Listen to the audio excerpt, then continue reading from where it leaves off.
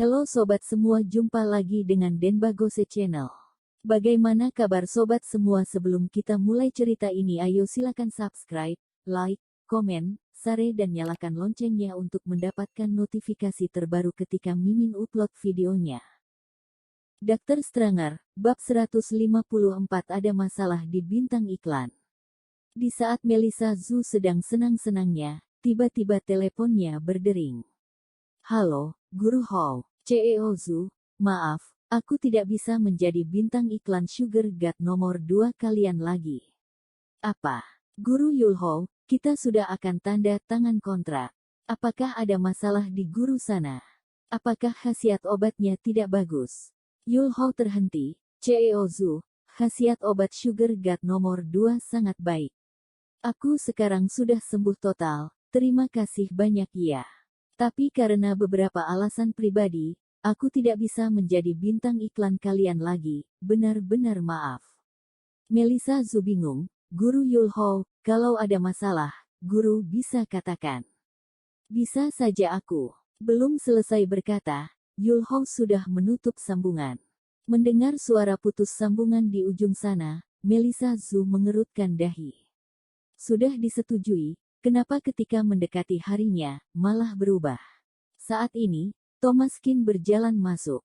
Mendengar Sugar God nomor 2 mereka sudah akan dipasarkan, jadi datang melihat ke sini. Ada apa Melissa? Melihat wajah sedih Melissa Zhu, Thomas Kin bertanya. Melissa Zhu tetap sangat tidak mengerti, Kak Thomas sudah datang. Ada masalah di iklan kita ini. Guru Yulhou yang awalnya ditetapkan menjadi bintang iklan, tidak tahu kenapa tiba-tiba menolak kita, selain itu bahkan menutup teleponku. Tidak bisa disalahkan juga kalau Melissa Zhu tidak mengerti. Yulhou itu setelah makan obat Sugar God nomor 2 selama 1 minggu baru memutuskan untuk menjadi bintang iklan. Saat itu menyetujui dengan sangat cepat, selain itu kondisinya juga sangat baik.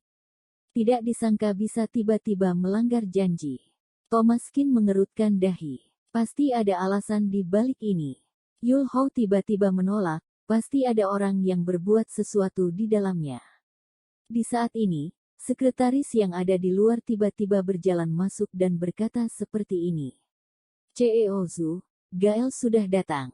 Melissa Zhu mengerutkan dahi. Untuk apa paman datang di saat ini? Suruh dia masuk saja. Gael Zhu dan Leonie Zhu berjalan masuk ke kantor yang mewah. Melihat Wenhe Pharmaceutical Co., Ltd. Sudah tidak sama dengan dulu, dua orang itu sangat iri. Melissa memang benar berbeda dari dulu. Perusahaan ini sudah didekorasi ulang. Mendapat banyak uang dari Weston Kan. Melissa Zhu juga malas meladeni mereka orang-orang aneh ini, melipat tangan, bersandar di meja, dan berkata dengan tidak sabar. Ada masalah apa? Cepat katakan. Kalau tidak ada apa-apa, silakan keluar. Gael Zhu terlihat seperti bermain, tentu saja ada. Dengar-dengar iklan kalian ada masalah.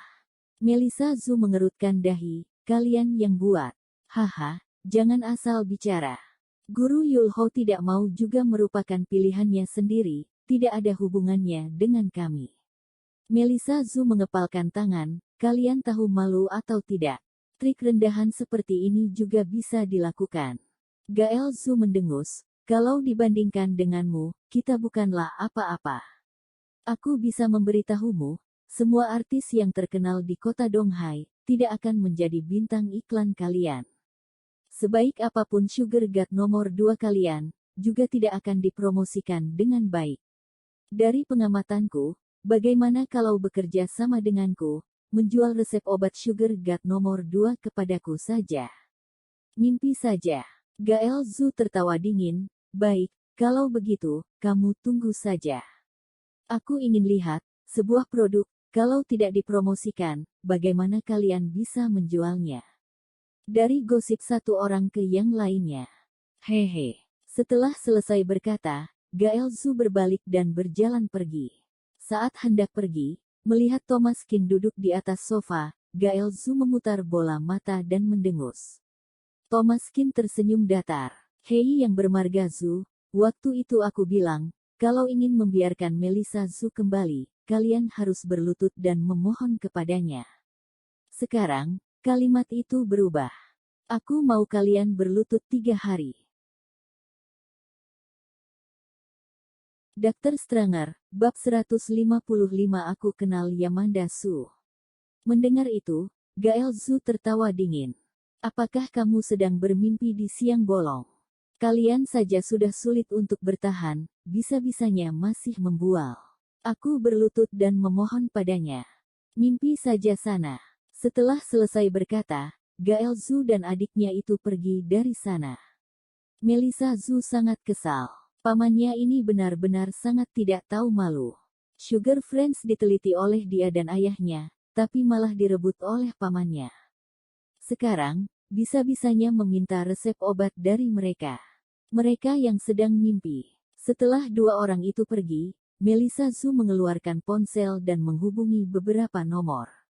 Semuanya adalah manajer artis yang terkenal di kota Donghai. Benar saja, semuanya menolak. Meskipun alasannya beragam, tapi hasil akhirnya sama, yaitu menolak menjadi bintang iklan mereka.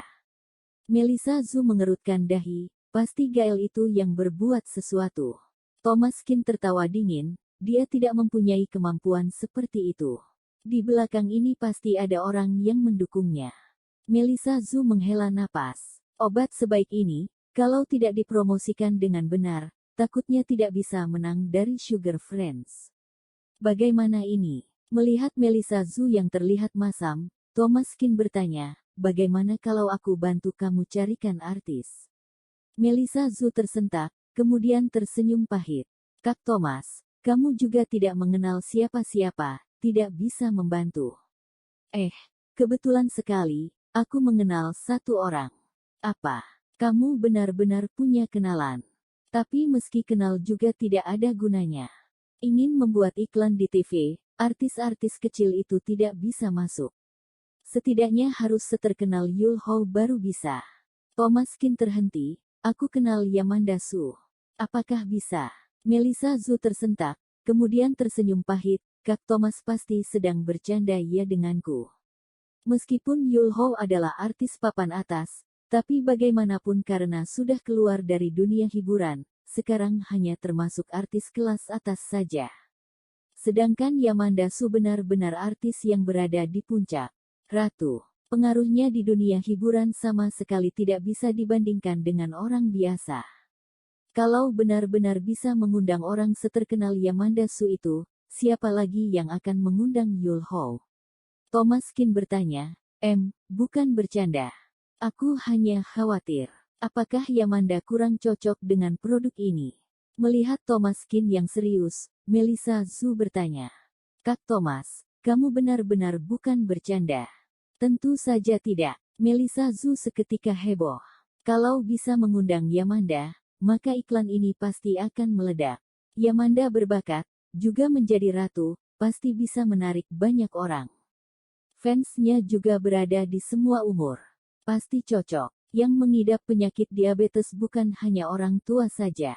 Orang-orang muda, bahkan ibu hamil dan anak kecil ada juga yang mengidap diabetes. Jadi kalau bisa mengundang Yamanda Su, benar-benar sangat baik. Melihat Melissa Zu berkata dengan begitu berlebihan, Thomas Kin menganggukkan kepala. Kalau begitu aku coba dulu. Mengeluarkan ponsel, menelpon nomor Yamanda Su. Kira-kira setelah berlalu 10 detik, telepon baru tersambung. Halo, ada apa? Suara Yamanda Su sangat dingin, mengandung nada bicara yang kesal, seperti saat sedang berada di suatu acara. Ada orang di sana? Iya.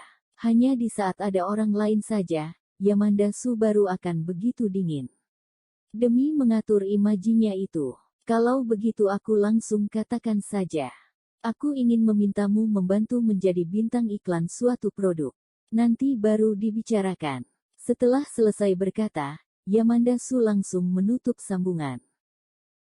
Bersambung. Terima kasih kepada kalian yang telah menonton video ini. Jangan lupa tekan tombol subscribe-nya dan nyalakan notifikasinya untuk mendapatkan video-video seru lainnya dari channel Denbagose.